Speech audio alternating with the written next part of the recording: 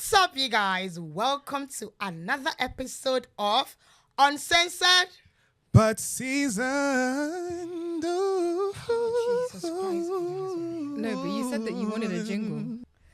Yes. Welcome to another episode of Uncensored But Seasoned. I am your host, Jason the Rider, and with me I have... She's looking at me crazy because I sang, and I'm going to keep on singing my song. Yeah. Go ahead. I don't know why he's rushing to sing, but I mean, that's the only talent he has, so you're going to take it like that. Yeah. Shady. Yes. Miss Babs. Jason. Yes. You already killed my, vim. I said, don't sing. Oh, well. Do not. Oh, well. First of all, I want to say this, though. We are so close to having 100 subscribers to our YouTube channel. So please. 100,000. Yeah, we're going to get there. We're going to get there. So if you are new to this channel, please make sure you hit that subscribe button, turn on that notification bell, and get ready to drop comments. Listen, a lot of people have been coming to me verbally and saying we are doing a great job, how they like the podcast. But what do we need, Joe? What we need is for you to follow, subscribe, share, and comment. Whatever you have to say it in the comments. COMMENT. Why can't you not say, guys, you're doing good? Just type. It's 2 type seconds. Just type it. Please. Please help us, because your engagement makes this podcast more visible. And that way, when it's time to get sponsor brands, we can do giveaways. And support the vision, because Yeah. we are trying to build a community where each one is helping. How do I say? Each one help one. Word. That's a word. And today we have a special guest who will be joining us for a good conversation. And her name is Tito. And You said it like a question. Jason, why would you allow Tito to introduce herself? No. Her name is Tito. Her name is Tito. Was that better? Much better. All right. Her name is Tito. And she is at her sickle journey on everything. Yeah. So, without further ado, let's welcome Tito. Hi, guys. Hey, how are you? I'm good, thank you. Thank you for having me. Thank you for having us. Have you? You're welcome. But yeah, as they said, hi guys, my name is Tito, and yes, I have a few platforms called Her Sickle Journey where I just talk about my life with sickle cell. Yes. And that's why I'm here today.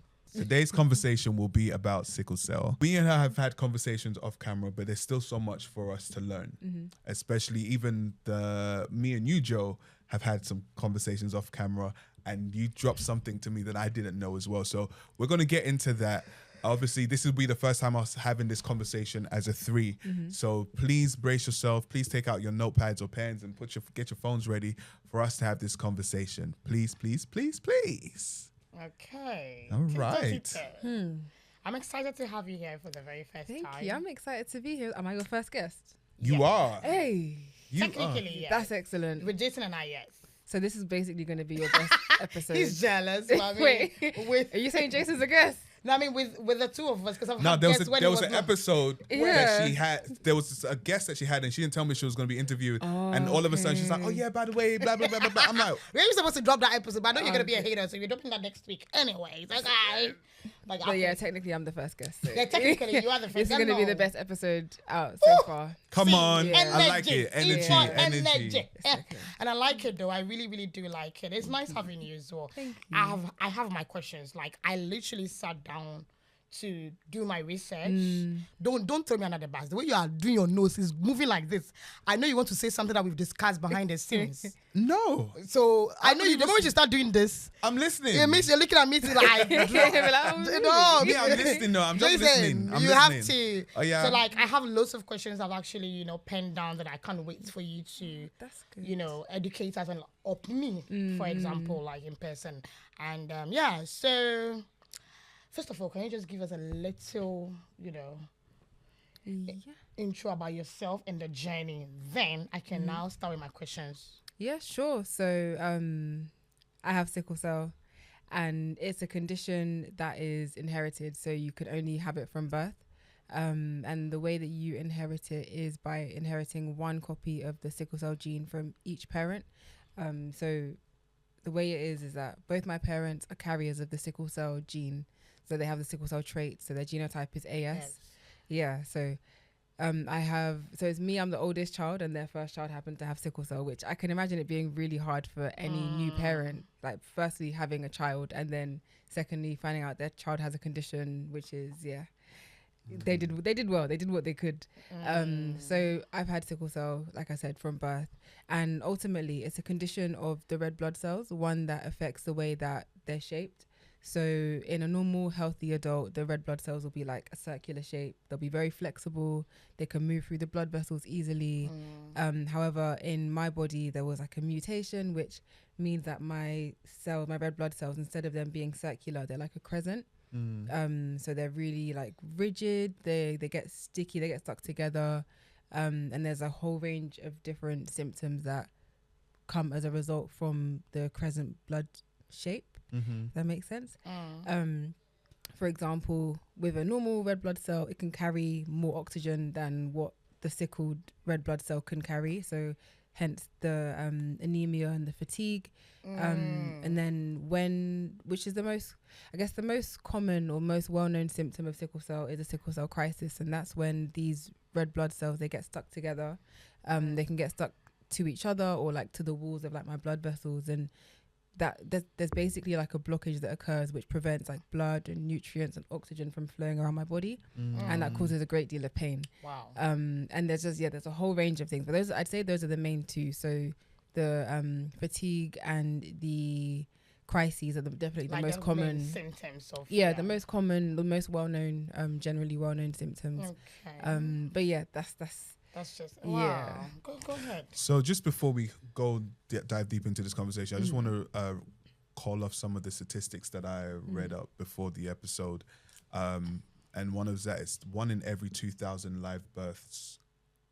I guess that's the statistic of how often somebody can catch it or not catch it, have it. Inherit it. So it's one person in every 2,000, I believe, is the number, and it predominantly affects people from African or Caribbean descent, and it's like you said, it's inherited, and when I was looking at that, I didn't realize how I guess that like the number was so high.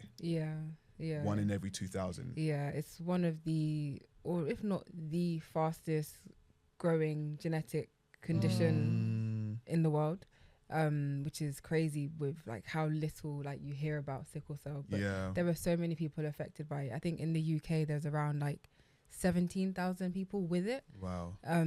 So then there's even more. There are a lot more people who are carriers of the trait, and a lot of people who don't even know. And it's those ones where even if you don't have sickle cell yourself, you probably know someone who has it or have like a family member with it. So that's how everyone's like, I know what that is. I have a friend with it, or I have a family member with it. But if you actually ask someone, like, okay, what is it actually?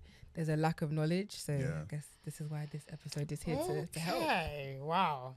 So you mentioned, because I know AS, the genotype. So if AA, AB, AS, and because I'm AS, I literally found out. I'm lucky because my mom is a midwife. She's a nurse. So she was like putting that in my ears already. She's like, good, your dad is AS and I'm AA. So you had to, unfortunately for you, went with your dad's gene, blah, blah, blah. And I'm going to speak with this particular interview. I'm going to speak limb like someone from Ghana, Africa. Not in the UK, not enlightened. So viewers, forgive me. I'm going to be the advocate for the people that don't really know anything. Yeah, that's good. I was fortunate enough to be educated by my mom because she was in the health industry. So this is the thing. I remember growing up, because in my neighborhood, I had there was this rich man that had a daughter. The last child, she was very pretty, and everyone knew that she was sickle cells. You know, we have the notion that they never live to be 30. Oh wow! Like that's what goes on in Africa. And then obviously, I remember this lady turned 26. She would have crises like. Her crises were wild. She would faint in school. She couldn't even stay in school for long. She's and Africa is really it's not cold. It's always cold. Temperature is not like this place. So then fortunately I knew she passed away when she was 28. Then not just that I actually have my friend's mom. I think she passed away last year or last 2 years, not to put, but she turned 60. But she also ended up having breast cancer prior to before the sickle cells. But with her, she was juggling faith and life to get to that age.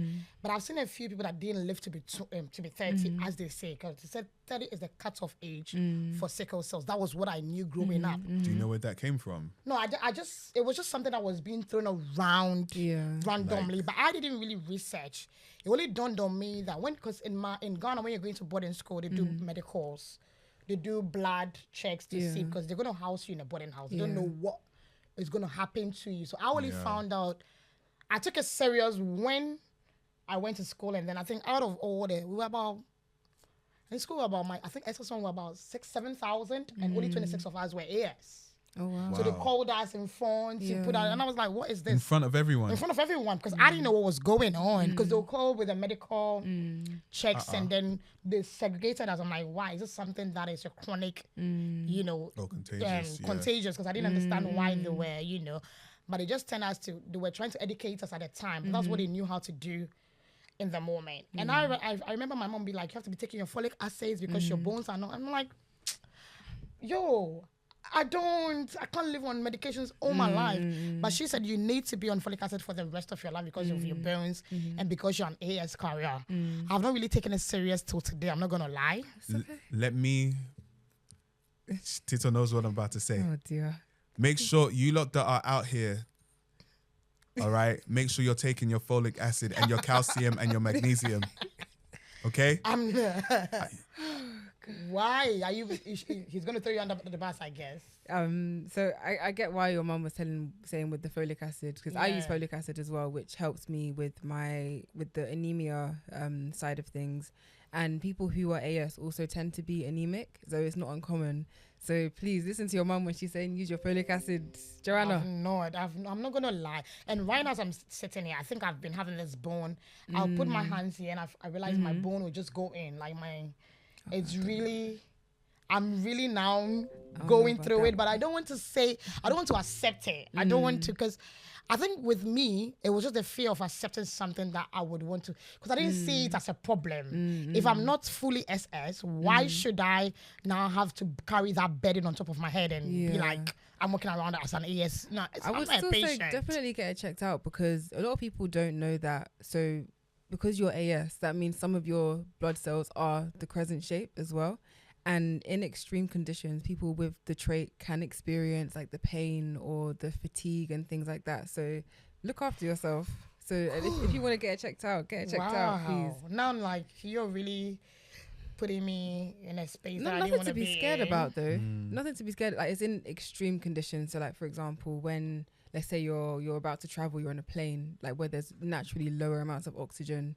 It's a condition like that where your body might just be really. Yeah, but I know that I'm claustrophobic because I can't stand enclosed areas. I can't do the elevators. I can't do, because I can't. But I don't think that has anything to do with me being AS.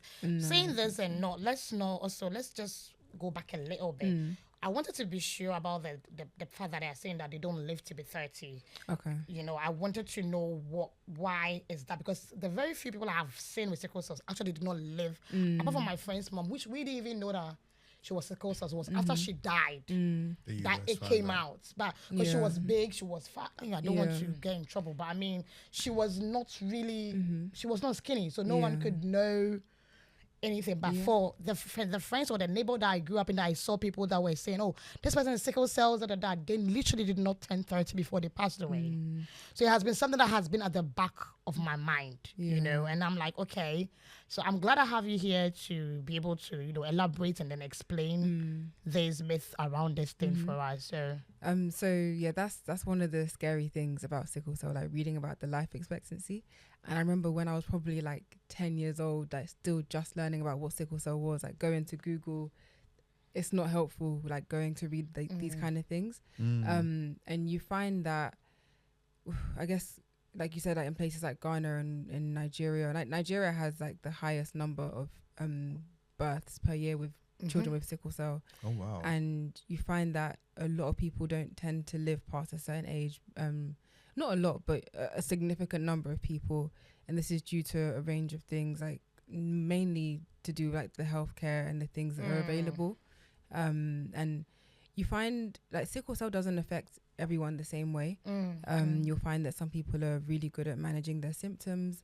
They're really good at adhering to whatever medical regime that they signed up to. But some people are completely the opposite, where like their triggers are a lot more frequent. Their crises are a lot more frequent. So it ranges from person to person, but definitely there are things where people who aren't necessarily in the best environment for their health, and you find that they have like a higher rate of people passing away because of it.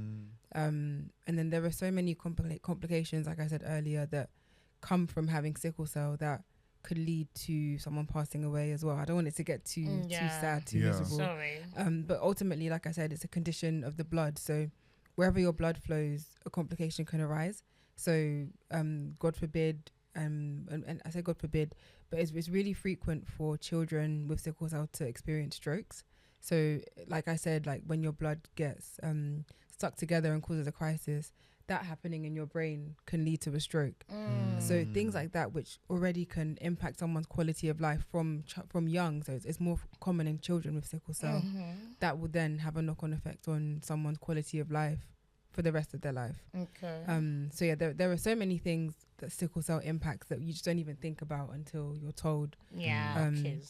But yeah, definitely, as time goes on and as medical advancements are made, people are living longer and they're living better with sickle cell as well. And we just pray that that continues really and truly. Okay. So Just taking go it on. back to, so how old were you when you were diagnosed? Yeah, I was literally So my yeah. next question. So both my parents knew that they were carriers, and they tested for me while my mom was still pregnant with me. Okay. So they knew before I was born. Oh. And in my head, I'm always like that gave them some time to at least prepare to kind of get ready for me to Educate come. themselves as well. Yeah, but a lot of people don't find out until, because babies don't really show signs of sickle cell until maybe around like 6 months, or maybe 6 months to like 2 years old. Okay. You may not even be aware. So yeah, it's something which, because before it So wasn't what would even be the symptoms for that? as in for a baby. Yes. I guess some people would just say that baby cries a lot, but then babies cry. That's all they do. So it's kind of hard to tell, like, are they crying because they're in pain, or they're crying just because like they're hungry or they're too hot.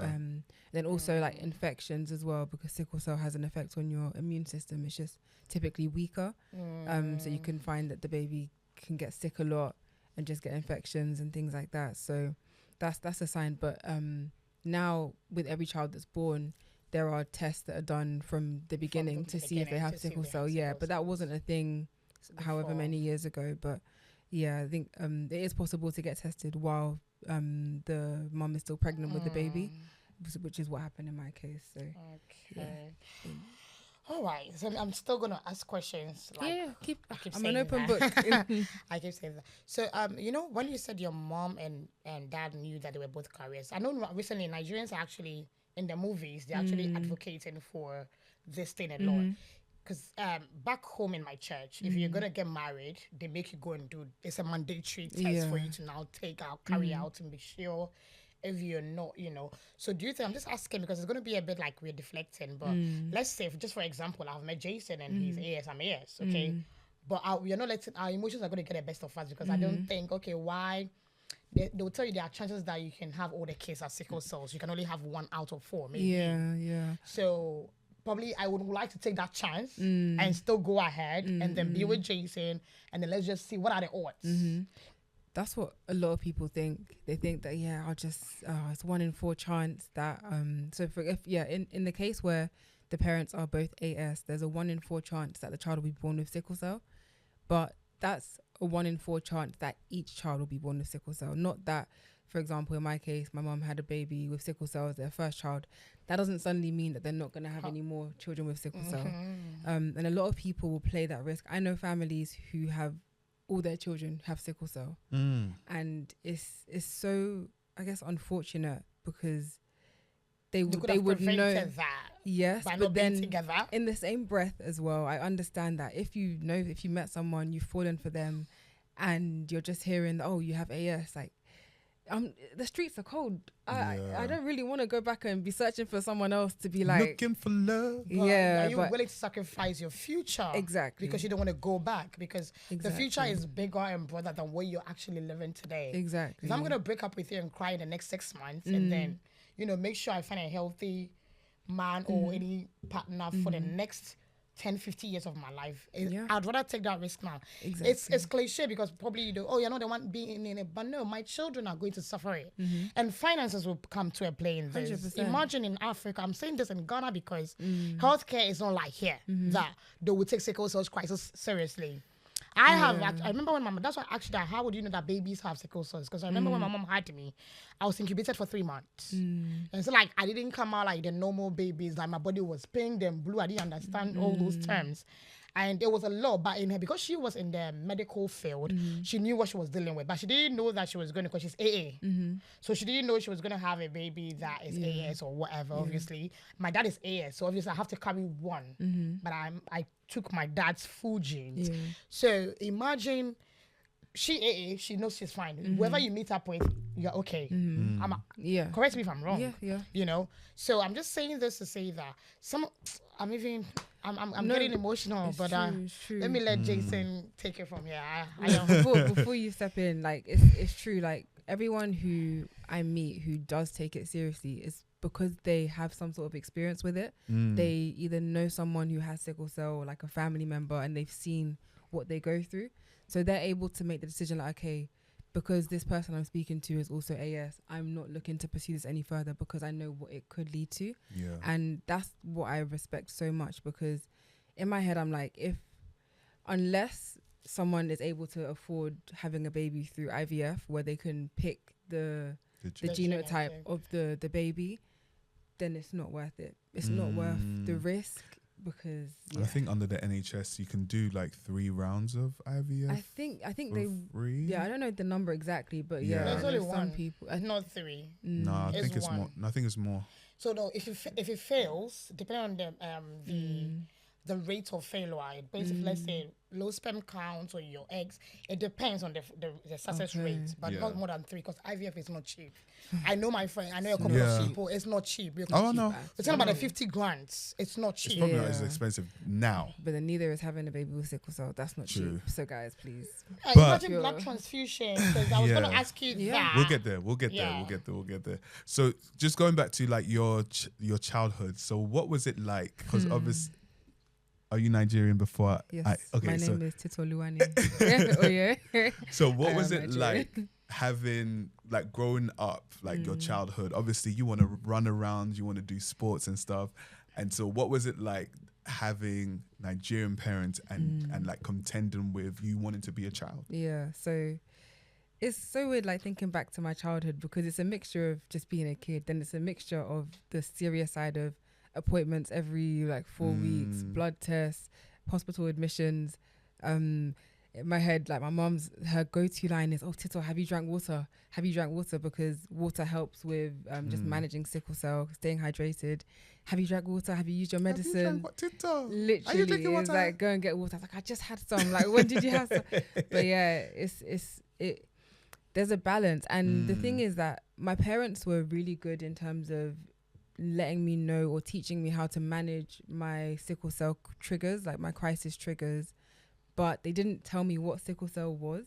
So it's like, I'll be at the appointments, but because it's such serious things, I'm not even focusing. So with the pediatrician, we'll be speaking to my mum or my dad. Even with the admissions, all I know is that I'm in pain. I'm going to this place, but I don't really get what's going on. Happening. Exactly. But like when I was 10, so again, with them being really good at me managing my triggers, when I was 10, I remember being in primary school and my teacher, I think I was in year 5, she was like to me, it was raining outside. And whenever it's raining, I know that I can't go outside because the cold can lead to a crisis. Okay. Another trigger. So whenever it's raining, I'll just go and ask a friend, can you stay inside with me to play? And I did this to a girl, and then she was like, "Oh, why?" And then I was like, "Oh, because I have sickle cell, and that's my natural response." And then she was like, "What's that?" And I said, "I don't know." And then my teacher overheard me, and she explained it to me. So she was like, "Oh, it's when your cells are, instead of them being like the circle shape, like I said earlier, they're like a crescent shape, and there are certain things that I can and can't do so that they don't stick together and cause a great deal of pain. So I was like, okay, that makes sense. That was my first like proper explanation of what sickle cell is. Wow. And then at least like that gave me like a lot of clarity in terms of why I'm doing what I'm doing, why I'm drinking so much water, why I have to wrap up and stay warm, why I can't go outside when it's raining to play, why I can't just do too much, tired out my body, if that makes sense. So from that point, it was a lot of, like I said earlier, just going and doing my own like Google searches and stuff like that. And I never really confronted. I started at 10, and at that time, like reading that the life expectancy was like, I think I read like 30 or like 40, and I was like, as a kid, that's not what you really want. I was gonna say. You don't want to know that you're gonna be you're gonna be out of this earth. I didn't even think I understood what life expectancy meant at that age, but I just remember the numbers. But then also at 10 years old, 40 seems like a distance. Listen, anyway, it's not so far from me now anymore. But yeah, but as a kid, yeah, like I said, like they were great at like making sure that I was well. And then whenever I needed support, so whenever I had to go to the hospital, they'll be like taking turns in terms of who would stay in the hospital with me overnight. They'll be making sure that I'm warm, like everything that I need. Like Shout out to mum and dad. They tried. Shout out to mum and dad. I know it wasn't easy because there are times where it's like I will be outside. I remember one time, like in primary school, my mum came to pick me up and it was raining. Yeah. Instead of me to be under the shelter, like with all the other kids with my jacket on, I'm there with just my school shirt in the rain, and my mom's just storming to me. And then hours later, I'm in bed with a crisis. It's like, you're the ones where you just don't really help yourself. But yeah, because you want to be a kid. Exactly. So it's a balance of kids being kids and just understanding that you actually have to act different because of this. So yeah. Okay. Well, my next question is going to be the emotional and mental effects that sickle cells has had on you. Like, so emotionally and mentally, you know, like, how does it affect you, the journey, and how, like, you know, just walk me through that. Yes, it's a funny question because I never really thought about that until much later, maybe over the last couple of years, about how sickle cells affected my mental health, my mental well-being. And it's one of them ones where it's undeniable the effect that it's had, but I don't think I've ever attributed things to it the way I should have. So growing up with sickle cell, it's hard. There are so many things that make it hard. Like, so there's the physical pain of the sickle cell crisis and other complications that arise through sickle cell. And every time that, for example, I find myself in hospital, it's weird and it's hard because you always feel like your life is on pause, because then it's like all you have to focus on is your body getting better. That's all you have to focus on. And it's like, it could take weeks, it could take months, and it's like you just see everyone online outside of the hospital, literally like making progress in their jobs, in their hobbies, in their literally, and it's just like you're just watching, and every day is just so repetitive, and it's like, okay, I'm still feeling rubbish, I'm still in this same stupid hospital, like nothing's changing and nothing seems as if it's progressing. So that's definitely when I say that mentally I'm at my lowest, is when I'm in the hospital and I feel like everything is just the same and there's nothing really happening. But has there been any stigma as well? Does any stigma comes to you being like, especially when you're out there speaking and advocating for sickle cells? Do people because I'm sure that people that don't really have the in-depth or the knowledge about sickle cells might think it's a contagious disease. Because obviously in Africa, the girl that I was trying to tell you that died, my neighbor, no one was like, we didn't want to play with her, we didn't want to go too close to her because we were scared that this was going to die in the next minute, and we didn't know what it was. We're not looking back, I was like 10, 12, you know. There are a lot of like misconceptions when it comes to sickle cell. Like, a lot of people think that it's contagious, you can't catch it. Like, it's basic knowledge it's that genetic, just people don't have. So yeah, that's just one of them. A lot of people think that we're immune to malaria. We're not. And why do you say, like, a lot of people think you're immune to malaria? So one of the reasons why sickle cell is very common in like Africa or places with malaria is because people like yourself who have the trait, who are carriers, are more resistant to malaria. Okay. So naturally, more people with the trait will I had survive. malaria every month. You know, you can still get it, but it just just more may not resist. affect you as much as it would someone who And isn't a malaria made me- carrier. I collapsed and I'm in the hospital with IV drips on me. Okay, maybe not everyone, but I'm just saying, but that's some, like- but yeah, typically you find that people with the traits are a lot more resistant. So naturally they survive more, and then more people with sickle cell are born. However, when you have both copies of the gene, if you're SS, it's more severe malaria. So you're not immune. So please, So it's more severe malaria. no, when as, you're as in SS. it affects your body even more. Yeah. Have you ever had malaria? No, but Was it in I the know UK? people with sickle cell who've had malaria and have ended up in like comas, and Oh, wow. it's not good. So guys, So please. like speaking of like being in the hospital, what's the longest amount of time you've had to stay in? Whew, that's a great question. I think, as far as I can remember, I think the longest time I've stayed in like my adult life has probably been around like 3 weeks to a month. Okay. I know that when I was younger, it was longer stretches, but I feel like as I'm getting older, I'm able to manage it better. But there are still times where it's like, you just have to just go to the hospital. And for me, it's like, whenever I go to the hospital, it's because I know that I can't look after myself at home. And then when I do go to the hospital, I'm able to access stronger medication, and there are people looking after me. And yeah, they always advise that if it gets past, that the pain gets to a certain point, that you should go in, because it could be a sign of like an infection or something that needs further care. But yeah, I've spent 3 weeks, and when I was younger, it's been much longer than that as well. But And even with that, like, I know we were talking about your mental well-being during this process. I know, thankfully, like, what's your friendship unit like, and how have they impacted your journey? my friends are amazing. I think I've had like so many group of friends like growing up, and my friends that I've made in uni have definitely been like the strongest in terms of the way that they look after me in terms of my health. It's like, it's not expected, because in uni I didn't even tell people I had sickle cell. Like, if they found out, it was an accident. It wasn't intentional.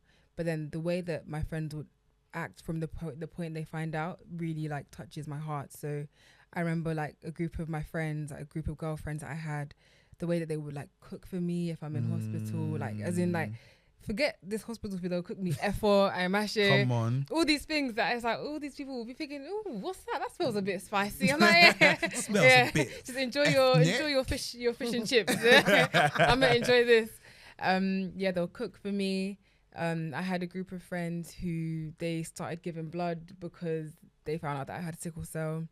Same group of friends. I remember once I was in hospital, and because I was just drugged up on all sorts of medications, they just called me and they woke me up from my sleep, and they were like, oh, like, is there anything you need? And I was thirsty, so I was like, I'm thirsty. And then that's something which I could just ask a nurse, or can I get a cup of water? But they decided to bring like a whole box, a whole suitcase That's sweet of them. of 2 liter bottles of water to the hospital. And it's like, okay, thank you, but what am I going to do with this right now? Me and my weak state. It's gestures like that. And I remember I even had a friend like running around on campus, like trying to get me an extension for one of my deadlines I was going to miss. And I was just going to leave it. I was like, listen, I'm not well enough. I'll deal with it later. But then it was only later where they told me that, oh yeah, this is what they've been doing today. And I was like, oh wow, like, it really touched me. Those The are things some which solid friends. You should literally, be grateful. Like, God is actually good in all his ways. You're telling real me, real like, friends, like true genuine friends and understanding friends are hard to come by. Are you one of them? I would say so. I think I would hope to be, and I'm continuing to hope to be more and more understanding. The more people that you meet and the more experiences that you hear about, it's a journey. It's a journey. It's a journey. Okay, I know we've said a lot about the misconceptions around sickle cell. So, with everything that we've mentioned, what is one of the biggest misconceptions that you think is still out there that people need to clear, their minds from that? I just want to. I think when people hear that someone has sickle cell, especially in Africa, you just kind of assume that they're good for nothing. Yeah, that's it. That they can't live their life, they can't do anything. But that's just not the case. Like there's so much, like there's so many people who I know who have sickle cell and they're just doing amazing things. And it's like, I know that some people will hear that and they just won't even look at them twice. Will just discredit them or discount them. But I would definitely say don't overlook us.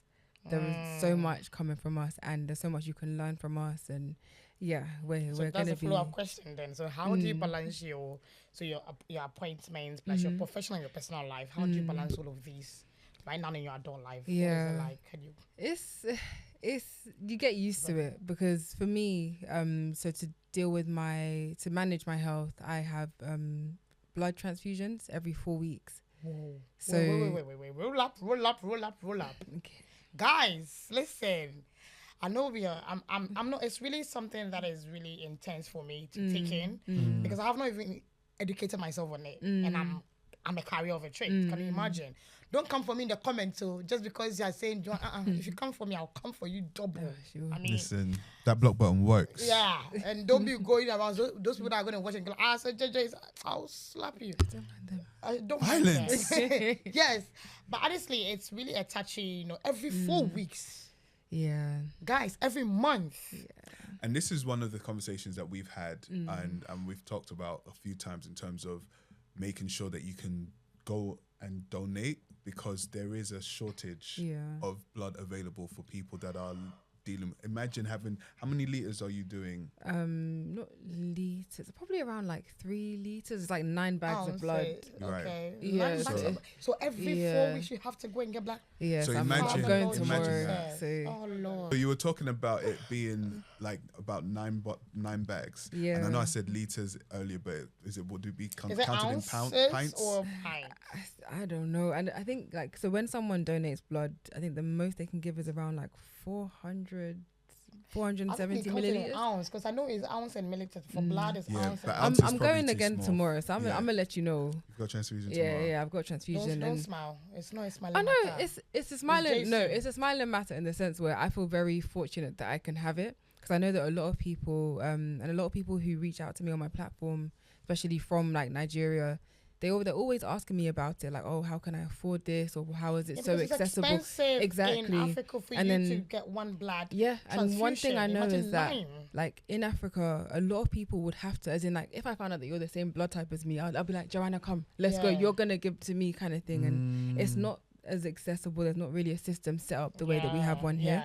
And But you don't I- even know that this is the person that's even carrying that they're going to transfer Exactly. into you as well. That's So, another thing we have to look out for. yeah, so there's a lot that needs to be Cross-contamination and tested. everything. Yeah, so for me, the way that these transfusions work is that, so today I had an appointment where I went to go and do a blood test.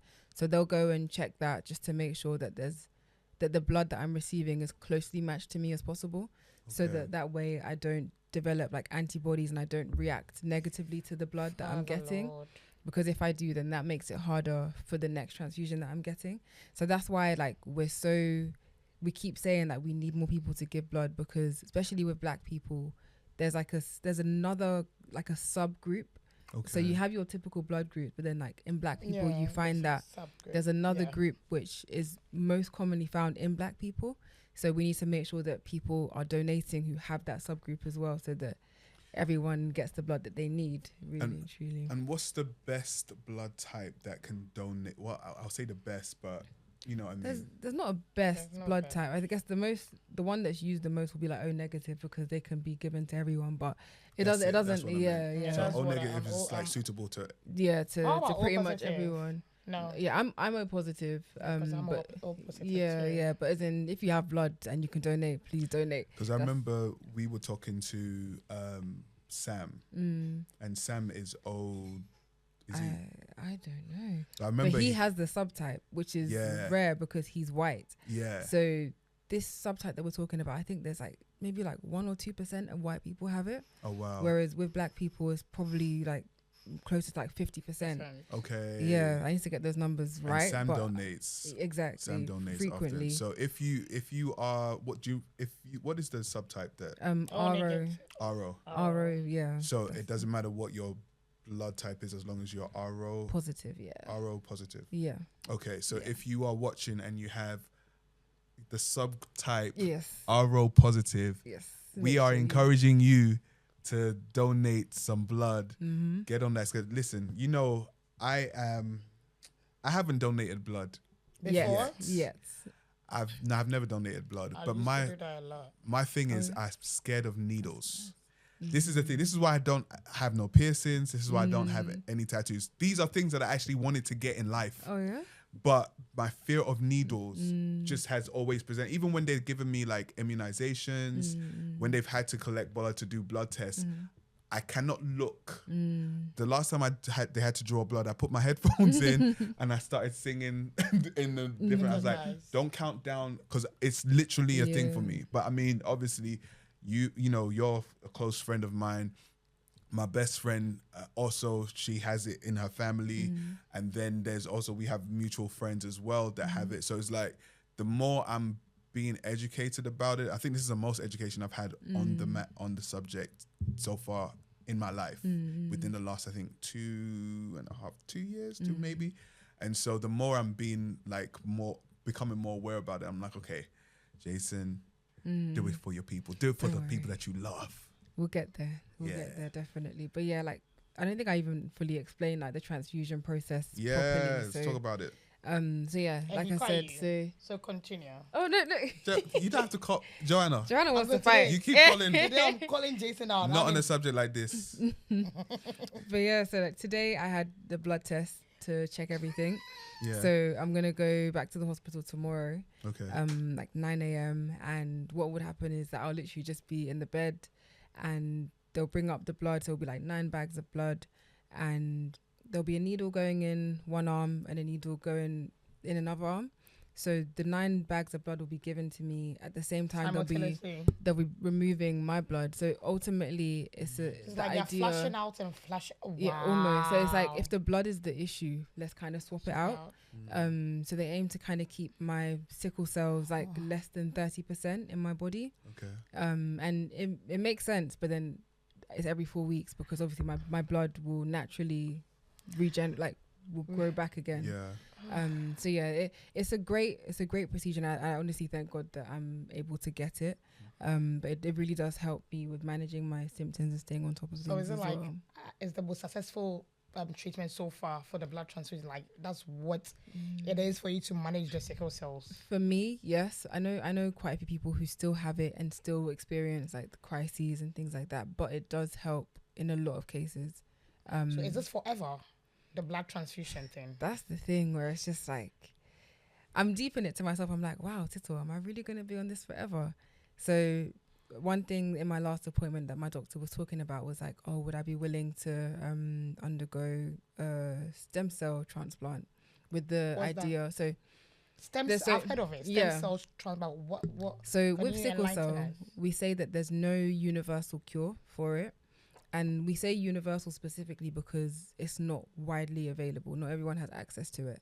So a stem cell transplant would ultimately be me getting stem cells from a donor, which will then change what my body produces. So instead of them producing the cells which are SS, they'll produce like normal, healthier red blood cells. But it's easier said than done. It's way easier said than done. So here I would have to have a sibling match, whereas my siblings aren't a match. So it would have to be a sibling or like my parents, and they're not matches. And that's the only way. However, if someone I know like in America, they're not as strict with these rules, so that you find that you can potentially have someone who's a stranger donate. But then there's so much that comes with it. There's so much like chemo, like radiation, yeah. So that like cancer, because exactly, literally, it's the same way if someone had like leukemia, like they would do the same thing. Yeah, so the same kind of process, but they'll get rid of your current immune system. They'll give you the transplant, and then you just have to build it back up again. So there are a lot of risks that come with that. So let's say like let's say I was a match here in the UK. They wouldn't let me donate. No. Why? Because we're not related. Like, there's no blood relation. But like he's willing. It's my body. I go like, okay, I want to do this for my friend. I think they do this to just like minimize the risk and making sure that your body is more likely to accept the donation. But I think right now they're just not moving off of that rule. I Like, mean, I can rate the UK for that because I know they're a bit more strict on how they do stuff in the medical field, unlike the US. Secondly, so is there any effects on the donor as well?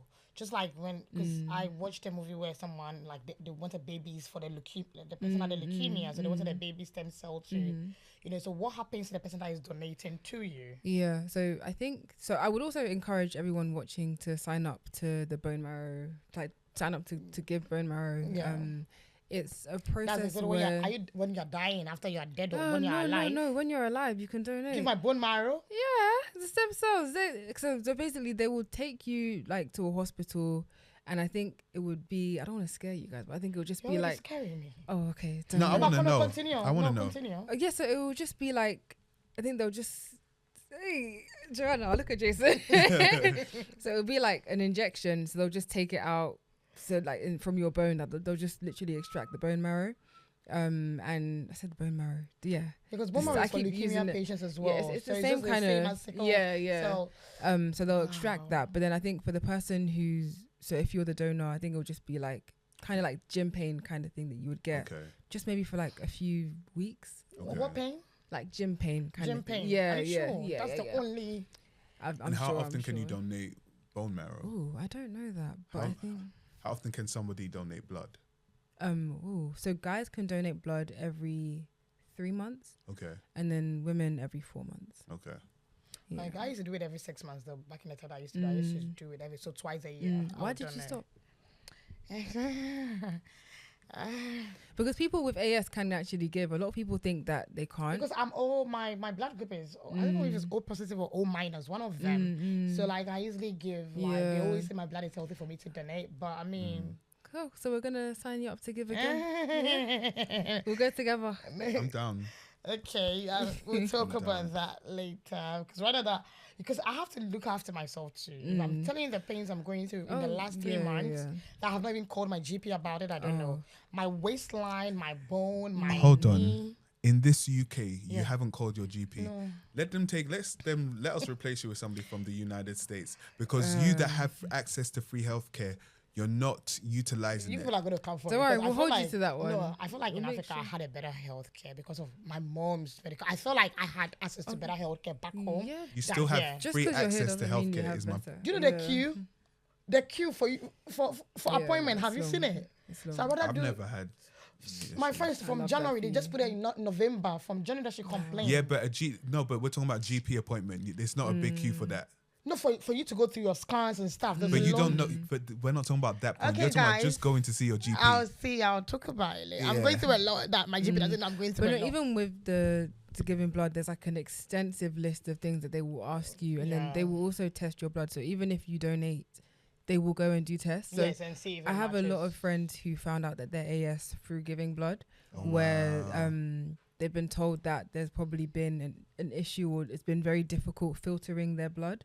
So they've just been told not to give as well. So people can find out that way. So if I've done like blood tests in the past and nothing's been said to me about being AS, would they automatically tell you, or do you have to ask the I question? think you I pay now don't for the think they genotype, it's automatically. £80. So it depends. So if you find out, so if it's through like just giving blood, I don't think don't quote me on this, but I don't think they'll tell you unless they have some sort of issue. Yeah. Whereas if you want to find out through your GP, then you can do that for free. It's not Okay. free. But I would They said it's always- £80. I would always say you have to lie to your GP though, because they don't take it seriously. So I always tell people to say that they're trying for a kid or their family has sickle cell, because GPs, they won't take it unless Yeah, they you're don't take literally it telling them serious. that I'm going to get someone pregnant, or I'm pregnant. I need to find out if I have sickle cell. They won't take it seriously. Yeah. Whereas they should. And then also in London, there are quite a few sickle cell and thalassemia centres where you can literally go there to find out, and they won't give you any aggro whatsoever. Yeah, and I think What did you call the center? Like it's a sickle cell and thalassemia centre. Thalassemia Yeah. Center. And one more thing, because I remember just 2 months ago, I was just having a conversation with a group of ladies. We're talking about husbands, marriages, and stuff, and they didn't know anything about marriage, like testing before you. Because I did that. When I meet a man now, the very first thing we do is going to the hospital. Yeah. It's my first. You're doing everything. STD, genotype. I want to see what I'm dealing with. because as I said, in my dad's family, they have a lot of form cards, everything. So I've just made up my mind. Like in my head, sometimes I get scared. I was going to ask you. So are you not living in fear? Because if at this point, if I'm living with this and I have to go to the hospital every 4 weeks, I feel like my life is on a timeline, on a ticking time bomb. Because nobody knows what's going to happen the next day.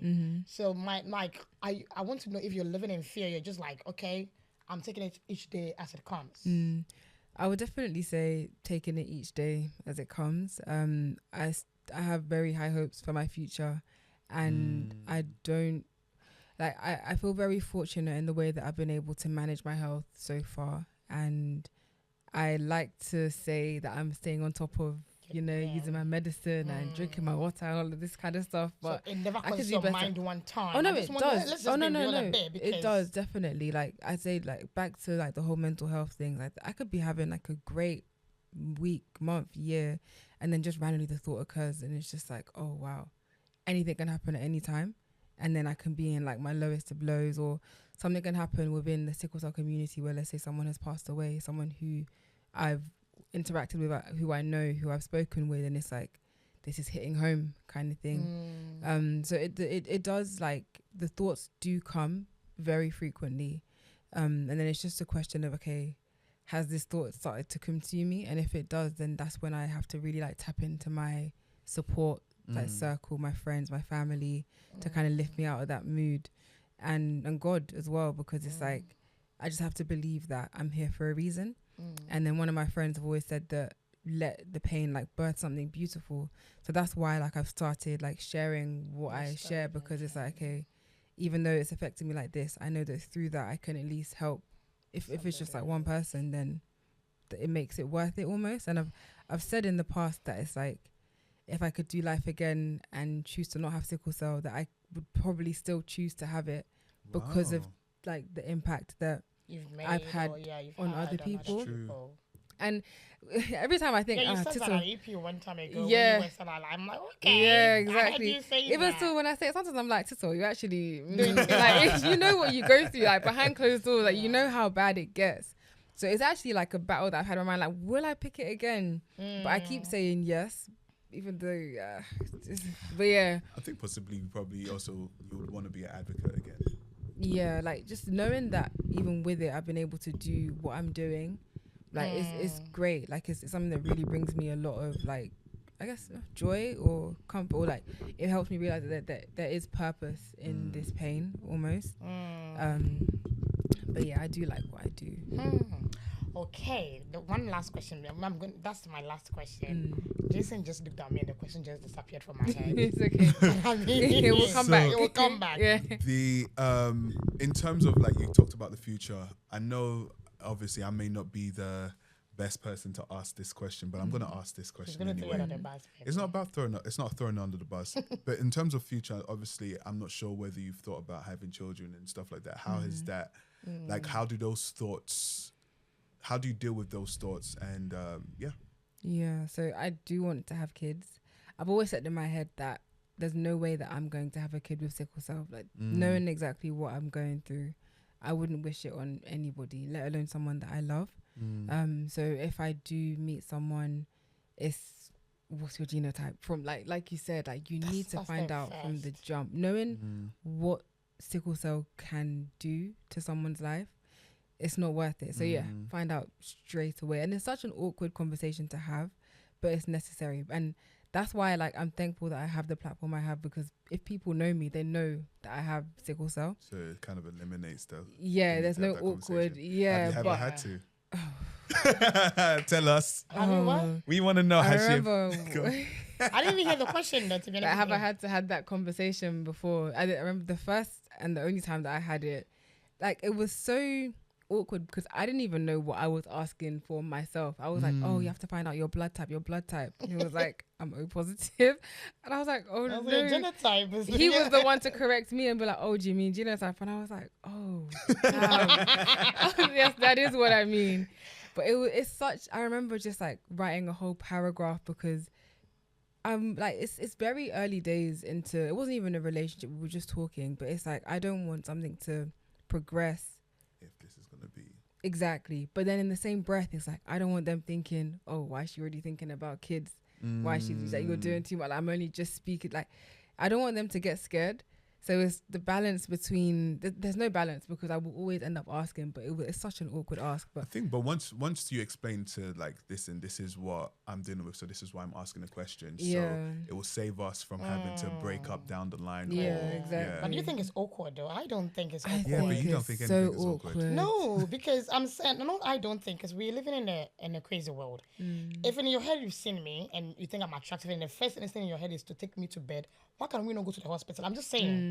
Yeah, but that's it. Like that's how I want people to view That's it. if that's the first instinct. No, that's from men's point of view. I'm just saying when a Some man is coming. men. Jason, 99.999. That's too much So of you a high can be on the statistics. 0.1 side. It's not And I'm 99%. saying that if a man is approaching, their first instinct is not to, oh, I'm gonna marry this girl. Oh, she's a working genius. No, they don't think about that. They get to know you on their own level. So if you're going to get to know me in that mentality, why are we not going to the hospital?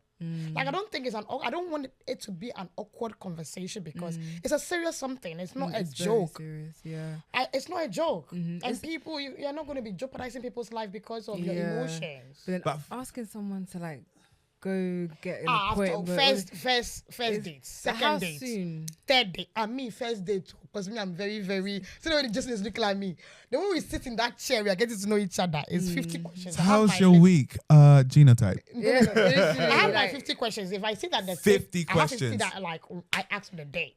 Boom. Nah, is that an Ladies, exaggeration or is that ladies, we don't literally want have that. my- Ladies, we don't want that. We don't That's want you that. know me because Don't ask me 50 questions. Don't come prepared with 50 I questions. always because Nah. I want to know what I'm dealing with. If I like you, then we can now go to the next level. If I don't like you, thank you, nice meeting you, bye bye. You don't Yeah, need to but answer all people- the 50. Nah, Yeah, I need to. interview. Yeah, I feel like there's a certain like obviously if you're living with sickle cell, obviously that should form one of the questions that you wanna you wanna find out and you wanna get an answer to.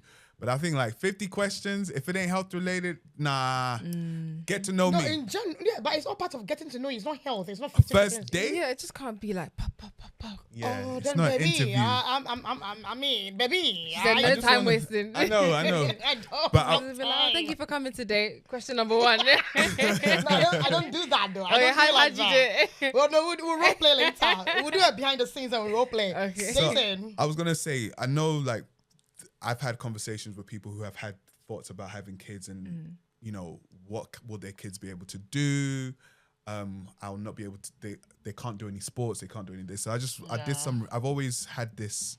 Even when I went to search it just now, it had it listed like. Yeah, I was gonna ask Yeah, that. I've That was searched already mine. many times, like celebrities that are living with sickle cell and what they've been able to do. So I'm going to just call out a few of them. These are big names. These ain't minor people. So we have Miles Davis, who was an iconic trumpeter. We have Paul Williams. Is who he still was- alive? Are they No, still he's alive? he's not alive. Paul Williams, who was a member of the Temptations. We also have Georgiana Tillman. We have T-Boz Watkins, who's living with it. Beanie Man. Albert Prodigy Johnson. Adekunle Gold. I think I'm good, yeah. He's got it. Bolaji Badejo. Victoria Akanoye. I don't know if I'm saying. As for Father Jason, when it comes to the Dexter Nigerian Raymond Reed, athletes, Tiki Barber, Billy Garrett Jr. So there's life to be had. It's not a death sentence. It's not a sentence on your ability to be athletic, to be creative, or anything like that. People like look at Tito, look at her. Look at what she's doing, you know, and there's probably a lot more people who are living who may have not chosen to disclose their condition. But if you are living with sickle cell and you're concerned about what your kids will be able to do or not to do, don't limit them. Obviously, within reason, know what their limits are.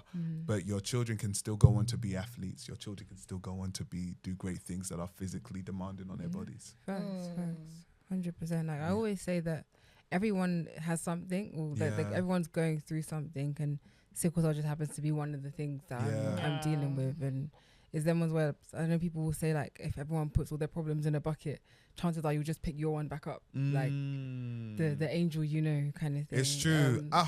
It's true. But yeah, it's honestly, it's just something that you learn to live with, and it's a lot of this is just kind of teaching everyone else how to live with it as well. And I remember someone I was speaking to, and she was saying how sickle cell it is like a disability, but it's it's a disability in like two forms, like the physical way it affects your body, and then how society treats it as well. That can be another way that it poses like a hurdle. So I guess the more people understand, the better we are at dealing with it and learning how to live with it. So did you think of I your think question? we're gonna do a part 2 of this again. You're gonna come again because we need more education and more insights. On that, and I was gonna ask, what's your favorite thing about being an advocate? Like, and what's probably one of the most touching stories you've heard as a result of your advocacy? Ooh, that's a good question. That's all I got.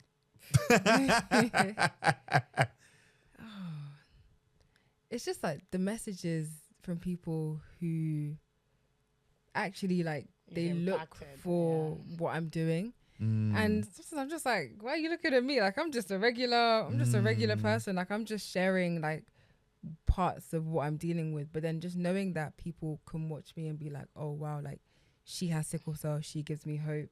It's really touching, especially like times like now where like I'm just not really as motivated to put out content and things like that. Please do. Yeah, so people like will be messaging me to be like, oh, like we haven't seen you in a while, like just checking up to see if you're okay. People who I don't even know that they're watching me. It's really moving because it makes it all worth it. But yeah, I think that's definitely what it's the most rewarding part of it to me. That's really 100%. nice.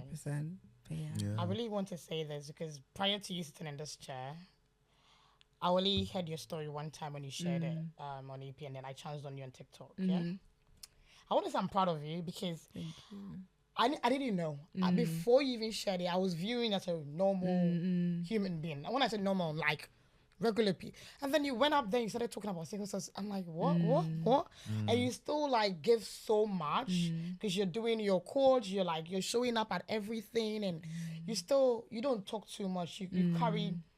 You carry yourself gracefully, and I really admire you from afar. I'm a fan from afar. Thank you. I don't say that I'm not a fan of Jason, but I mean, Yes, you are. I'm not. That's why I'm wish. sitting in this chair. Oh, you wish. But I'm really, really proud of you, and I'm really proud of the woman you're becoming. I can't wait to see what the future holds. I say this to say, see me when it comes to, I will never leave this without being spiritual. I've seen somebody being healed up with sickle cells, from sickle cells. I've seen 3 people. From certain seminars and conferences I've been to. So, have you ever had that conversation with God? Like, yo, God, I really want to. Yeah, that's a good one. Yeah, that's a good question. I really want to. Come on, good question. Be free from this burden. Can you take this cup away from me? I've done enough with my journey. I want to be free, and I also want to go on that next path of being a testimony to you saving me. And a healer as well. So there's. In my house, my mom is the prayer warrior. Yeah, bro. As in waking you up like 3 a.m., anointing oil on your head. Like, as in, and these are things which you learn to appreciate, especially as you get older. But even from young, like she'll be driving me. She'll say, "Oh, this pastor's in Manchester. We're gonna go. We're gonna get them to pray for you. We'll be in Nigeria. This pastor's there. Let's go and pray." And it's like I appreciate the efforts. Especially when I was young, again, like when I didn't really understand what sickle cell was, I'm like, I'm just going to be here for forever in this service and I'm not even listening, X, Y, and Z. Cool, this person prays for me, thank you. But I never went expecting anything. And it kind of made me resent God. Yes and no. Not necessarily God, because I feel like at those points I was still working on my own relationship with God. I didn't fully understand everything. But I think it more made me kind of resent the church almost, because it's like, okay, cool, you're praying for me, we're praying for healing. Where's the healing kind of thing? Like, maybe, I don't know if it's a thing where, maybe, I don't know if it was my faith that wasn't strong enough or, because I know my mom, she has faith for days. She has faith for everyone. Are always as in, like... But right now in your adult life, I want to know this particular stage of your life. Have you had a conversation with God? And are you like looking for like, okay, God, can we just pause this and then bring me to normal? I don't want to go through this again. So I haven't actually. I haven't prayed like that, like for God to take it away. Maybe that's a question of how strong is my faith right now. But do you believe he can? I believe he can. And then the question that I would then say is, do I believe he will? And I think the answer is no. Not because he doesn't want to or because he wants to see me in pain or X, Y, and Z, but it's because, like I said before, like there's a purpose kind of thing. And I feel like there are so many examples in the Bible where someone will be begging God, please take this away from me, but that's what God will use to take them to like the next level. So I don't look at it like like why me, God, like kind of thing. It's just more, okay, cool, God, I have this thing. What are you gonna bring forth through it almost? And it took me a while to get there, because I say like, I don't say, God, why me? But when you're feeling that crisis pain, you're literally saying, God, like, take this away. Me, yeah. Like, I get it. Like, I'm still going to be an advocate. I don't have to feel the pain. But yeah, I would definitely say that it's part of me, and I can do a lot with it. And someone's when I get to heaven, I'll be like, God, okay, cool. So why did it? What was the actual reason? What's As up, in, G? like, come, just talk to me. Okay, Like, so Let's from level what I've one just another. decoded from this, it means that in your mentally and spiritually, you're not like ready. I don't want to use the word ready, but you think that God will not, because there's a purpose. But I'm just asking, because from where I'm saying, I said I've seen people that have been healed from sickle cells and, this terminal, I don't call it disease, but whatever it is at this point. You've lived your life up to this point being a sickle cells patient or, person. The next half of your life or the rest of your life can also be sickle cells, and you can still be an advocate. Okay, I'm just looking at that angle, because I am like, when it comes to spiritual rooted things, because I've witnessed the hand of God in so many things, I feel like it's not like I know it's possible. That's if you're willing to, because it's always from you what you're. Everybody can pray for you, everybody can believe for you, but if you're not there, God will not move, because He wants you. I think that's a bit nuanced, because there's people that have had, and this is a totally different conversation, but I think there are people who have had undeniable faith in situations and gone for prayer and things like that, and it may have not happened, and there's a reason for that may be beyond our understanding, because under that same pastor, maybe not everybody that has been prayed for by him but has had the faith may have not been healed in that moment. They may have gone on to be healed later, but I think we need to be careful when we say your faith isn't enough. Need to be mindful of that. So I'm not saying, not even to a pastor. I just want like personal conversation with God. I'm just talking but about even with personal, that, we just need one-on-one with God and what He says. Because for everything she said, she's very fine. As she said, she would always, if she has to come back to life again, she would always speak. She didn't say she will always. No, she would probably. I'm battling with the yeah, idea, but but that's what I'm saying. So if I'm just saying, because you've done a lot of, from the little things I've seen on TikTok and stuff, and even the education you've given us here, you're really doing a lot. Yeah. You're touching lives in your own way, in your own little way, which would impact a lot of generations. But aside that, if you're not okay, I'm just saying, as people of faith as well, I feel like you can talk to your dad, dad being God, and like, yo, man upstairs, what we doing? Like, I've done enough. What's the next, I'm just saying that. But that would be, as Jason said, that we can look into it in the next, episode. You're gonna come again.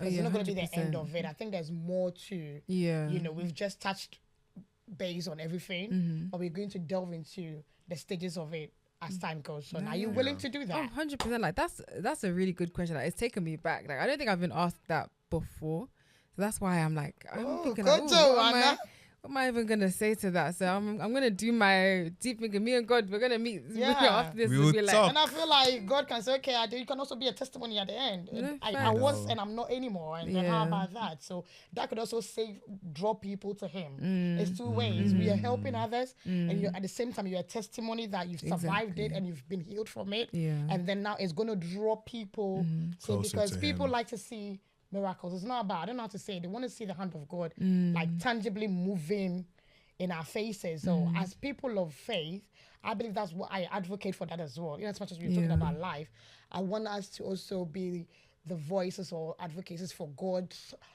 works as it's moving through us and through our experiences. Hence the reason Uncensored but Seasoned. We have real life situations in our faces, but how are we maneuvering this? No, makes sense. And I just want to say, like, obviously we serve on the same team, and they're even, I know I've mentioned celebrities, but you self, as a person, you serve a lot and you do a lot. So she also is a testament to what you can accomplish and what you can do while living with this. So I want to encourage you all that may be watching that have maybe living with sickle cell and thinking maybe, oh, I can't do this, or I can't do that, or I can't do this. She is a testament, as the people that I mentioned are a testament. And there are people around you that are doing big things as well. If you just ask the questions, you know, like I know you, I know one of our other friends that we went to visit last week. And I know somebody else that was also in our same community too, who's living with it. And it's always incredible to be like, oh, raw. Because when you don't know, you don't assume. You don't like, and so when you find out, you're actually doing a lot. You're doing a whole lot. So I commend you. I try. Yeah, trying, Shy. You're doing more than trying. All right, guys, on that note, it has been a wonderful, educative, mind-blowing episode. Okay. Yes.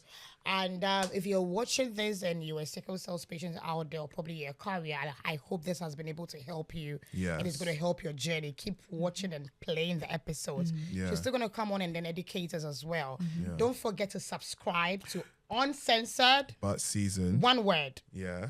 One word. And then Tito, I mean, it was really, really, I'm glad you came. But just some last thoughts, just to summarize what we talked about, because we want to give people points of action too. Please donate. Look into donating blood, because like I said, like we've all said, there's a shortage of blood here in the UK for people. So for transfusions, for people that are living with sickle cell. Also, if you have the subtype, which is the RO positive, please, y'all need to make sure you're at the front of the queue. People don't please. know their blood group. That's the thing. And also if you are a friend to somebody that has sickle cell, please find ways to show up, because they're dealing with stuff that 9 times out of 10 will probably be unspoken. They'll just deal with it in silence. But if you are there coaching it out, because we have a friend that was quiet for 2 months, 2 months, didn't say anything, and then that's boss. But yeah, please make sure you're checking on your friends and making sure you're getting them to speak as well, because they're living through a lot. So be supportive. And yes, you people that are living with it, please also open your mouth and talk. It's not that easy. But until then, it was nice hanging out with you, Tito. Thank you and for I hope having you come. me. Oh no, 100%. Yeah. Follow her 100%. on at her sickle journey on everything. Follow Jason the writer. Jason the writer. And Miss Babs. It's just Miss Babs. Yes. That's it. That's it. Yeah, it has been a great episode. Yes. So see you next time on Uncensored but Seasoned. I want you to know. All right, go No, on. Jason, enough of your voice. One more time. See you next time on Uncensored but Season. All right, guys, that's what I deal with, okay? But I mean,